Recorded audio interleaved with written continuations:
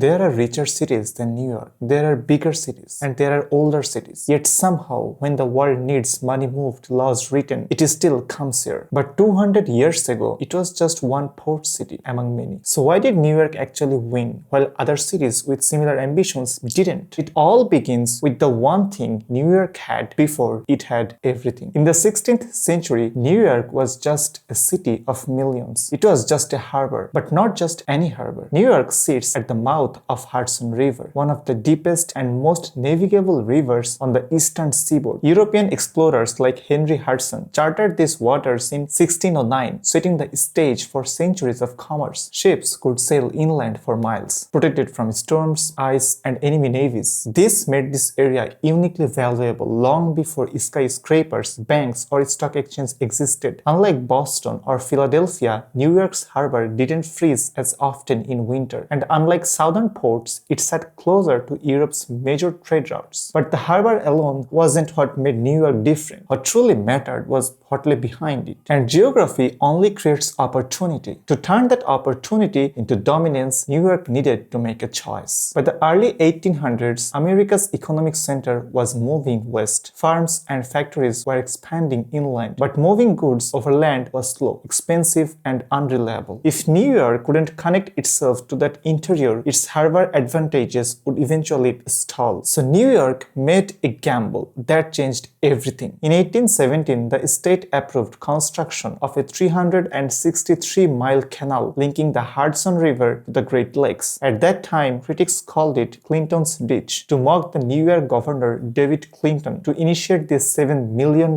project. They believed it was impossible to build and would bankrupt the state eventually. And they were not wrong. Engineers had never attempted anything like it. The state went deeply into debt. Failure would have crippled New York for decades. But when the Erie Canal opened in 1825, transport costs collapsed by as much as 90%. Midwestern grain flowed east through New York. European goods flowed west the same way. Other ports weren't just competing anymore. They were being bypassed. Trades create wealth, but to multiply it, you need finance. As goods started to flow through New York, something else also flowed. Merchants needed insurance, traders needed credit, and governments needed debt markets. So banks clustered near the docks. Insurance firms followed, then exchanges. In 1792, 24 brokers signed the Bretton Woods Agreement, creating what would become the New York Stock Exchange. Not because New York was capital, it wasn't, because liquidity lived there, real cash. And thus, trade brought money, and money brought jobs. And jobs brought people at a scale no city had ever seen before. Between 1892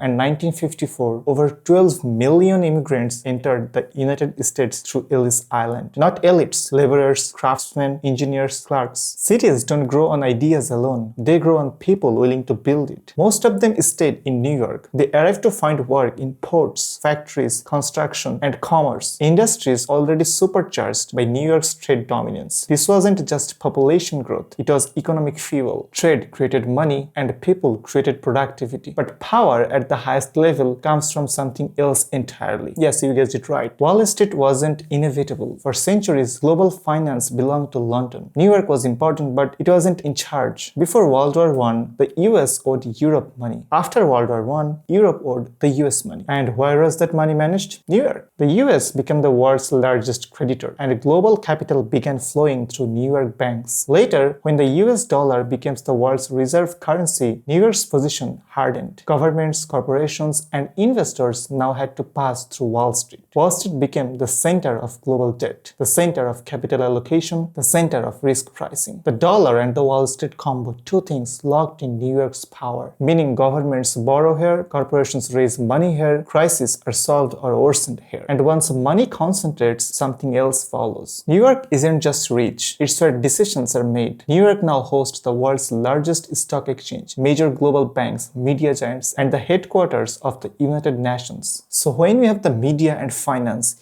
you have the narrative control, you have influence, you can say whatever you want, and you have the power to push anything into people's head, that you are the boss. Today, New York controls global finance, media narratives, legal arbitration, cultural exports. Decisions made in Manhattan ripple through currency markets, housing prices, and entire national economies. But Here's the twist. New York does not need political power to shape the world. Its systems do that automatically. Other cities tried: London, Tokyo, Shanghai, Dubai, Singapore, but New York has something rare: geography, capital, talent, culture, institutions, all at once. And once power concentrates this deeply, it becomes incredibly hard to replace that. New York's dominance now runs on momentum. Talent moves where capital already exists. Capital moves where influence already exists. And influence stays where decisions already happen. This is why even when New York struggles, it never stops being powerful. In 1800, New York was just another port city. London ruled the world. Paris set culture. 2 centuries later, New York runs global money, media, and diplomacy. This wasn't destiny, it was design. New York didn't become powerful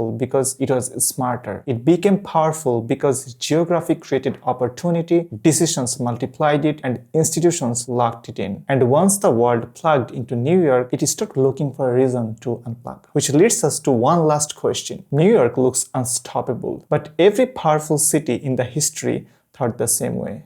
What do you think will be its breaking point?